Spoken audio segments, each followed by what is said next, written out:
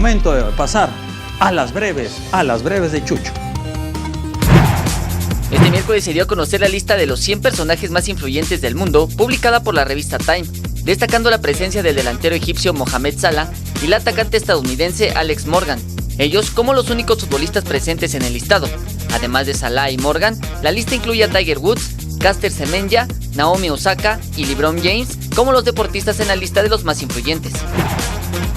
La selección mexicana, que acudirá al torneo Esperanzas de Toulon, tendrá como rivales a Bahrein, China e Irlanda en el grupo C de la competencia, que se disputará entre el 1 y el 15 de junio. El Tri regresa a esta competición como subcampeón tras perder ante su similar de Inglaterra en la edición de 2018.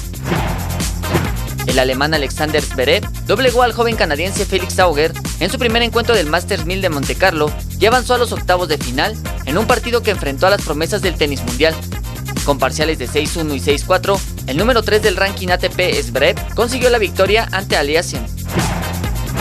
El Atlético de Madrid anunció la ampliación del contrato por 2 años hasta el 30 de junio de 2023 del portero esloveno Jan Oblak, que reafirma el vínculo con la entidad como una pieza esencial para el equipo y que supone un impulsivo vital para el nuevo proyecto del club rojiblanco.